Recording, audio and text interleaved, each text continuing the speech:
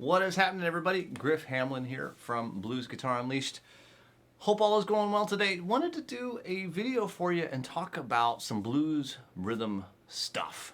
Okay, so you probably have heard me talk about little chords, but we're going to talk a little bit more about them and some different ways to play them and get some cool stuff out of them. So, if you don't know what an inversion of a chord is, it's simply rearranging the notes in the chord.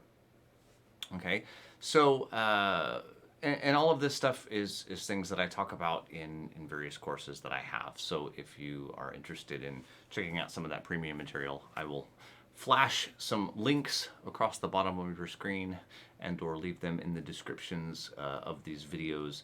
If you want to download your free How to Jam guidebook, it's right there for you.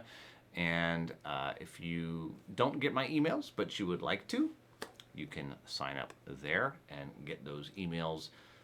Cool bluesy stuff in your inbox every day. Okay, so let's talk a little bit about chords.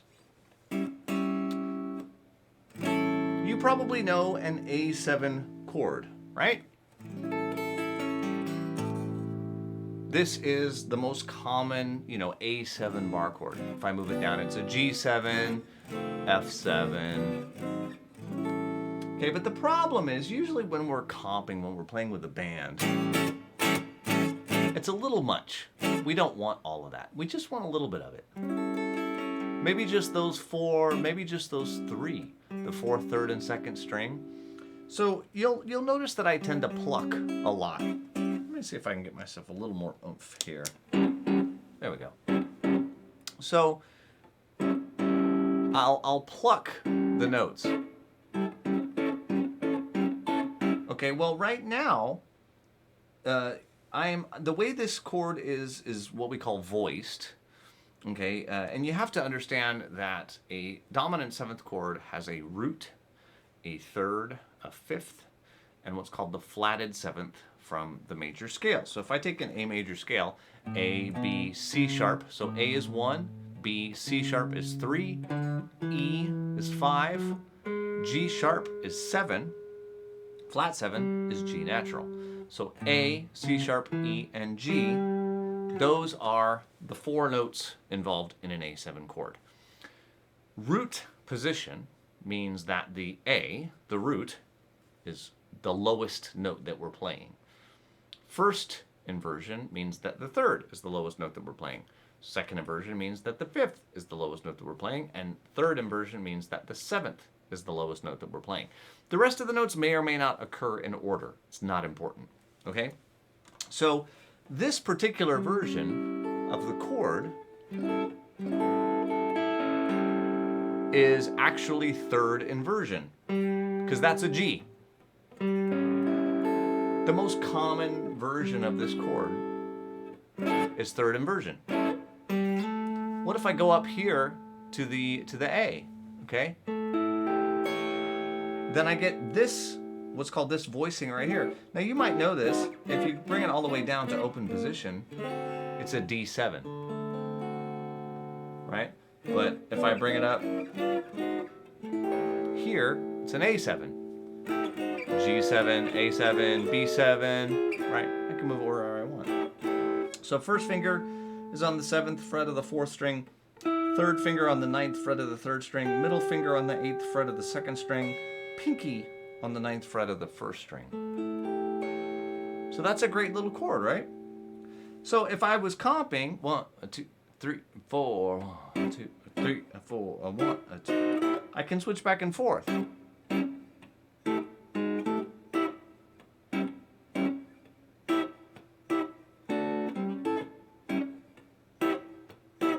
Right? Or what if I went up to the next one?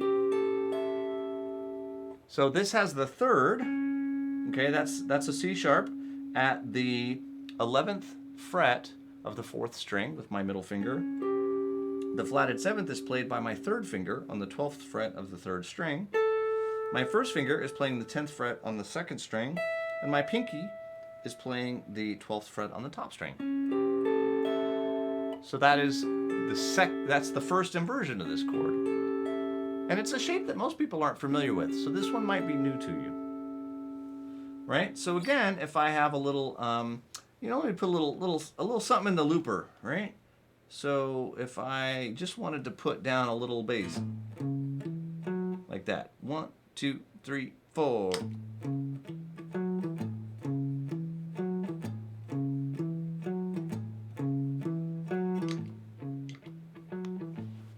Right, now I can play over it.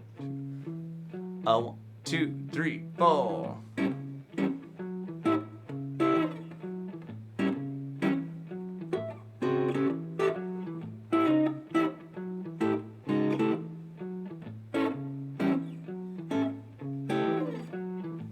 Right, and there we have some more interesting sounds.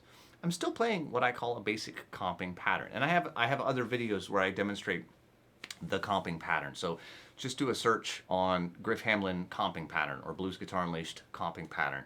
I have no doubt that it'll pop up because I have done that video before. So if you don't know that little comping pattern, that is out there. Okay, but let's go ahead and do the we have third inversion, root position, first inversion. Let's do second inversion.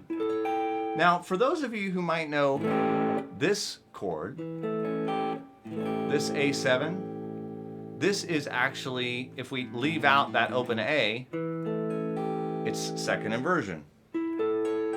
So I'm barring across the 14th fret on the 4th, 3rd, and 2nd strings, and I'm playing a G note here at the 15th for the top string. Or I could do it down here at the 2nd and 3rd fret. So there's my third inversion, my root position, my first inversion, my second inversion, and then of course I'd be back to my third inversion again if I could play it. Ooh, got it. All right, so I can mix those all up. 3, 4.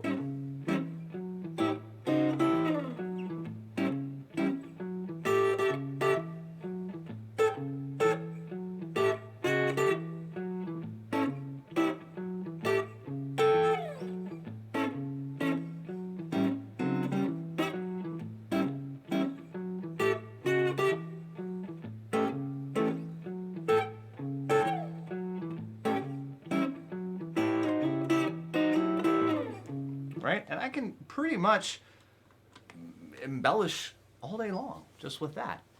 I'm not doing anything except playing one of those inversions, and maybe I'm leading into it with a half step below. That's all I'm doing.